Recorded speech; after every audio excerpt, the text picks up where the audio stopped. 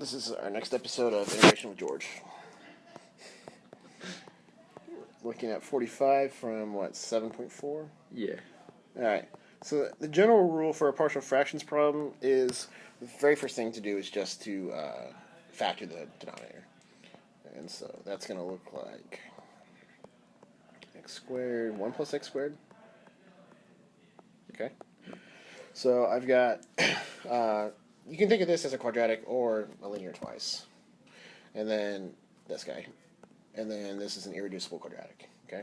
Gotcha. The general rule is for linear factors, you need to include every power of the linear factor when you break it up, and you're just going to put a constant on top of one. Okay. Right. So to break this up, it's going to look like a over x plus b over x squared. And then the irreducible quadratics, you write them, and then you put cx plus d. You put a linear on top. Okay. And some of these might be 0, but the idea is that you're taking the broadest situation that could still have that common denominator. All right. Okay. And then the next idea is that on both sides there, you're going to clear the fraction. You're not going to multiply by all of these, right? You multiply by the least common multiple because I don't need 3 x's. I only need 2. So if I multiply both sides by all of that, the original numerator was what, x minus 2? Yeah. And then a is going to get 1x and an x squared plus 1. Okay. And then b is going to just get an x squared plus 1. And then cx plus d is going to get an x squared. All right. Okay. Now you can mix and match techniques here, but the goal now is to find a, b, c, and d from this. Okay. One option is to pick x values, and another option is to just try to make the polynomials match on both sides of the equation. Okay, so this is the equation we have, and I think the simplest thing for me when I'm looking at this and thinking about it is just pick x to be 0, Okay.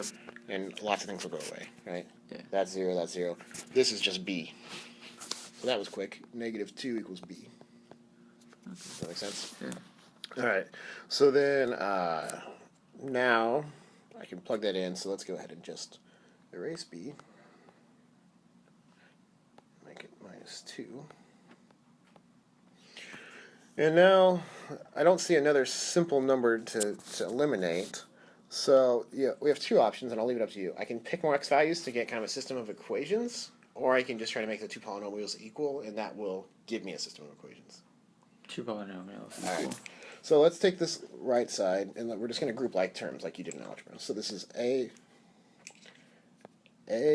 ax cubed plus x plus ax minus 2x squared minus 2, and then plus cx cubed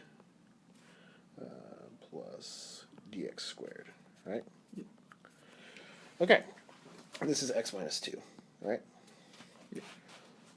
So, okay, so here it is now grouped by terms, and so now what do you know about, actually I think you can catch them all from that. Yep.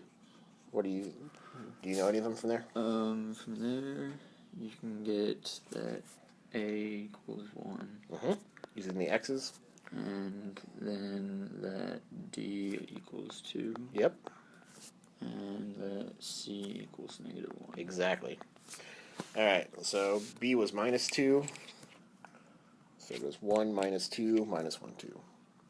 Alright, so let's write that on the next page here. So 1 over x minus 2 over x squared.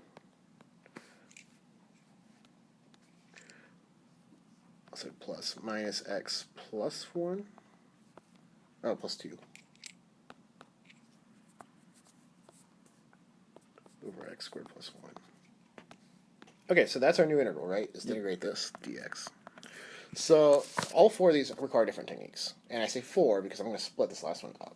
Okay? So this is going to be 1 over x minus 2 times 1 over x squared minus x over x squared plus 1 plus 2. I'll just put it like this. All right. So that's going to be an ln, the first one. Yep. I can go ahead and do these, right? Ln absolute value of x.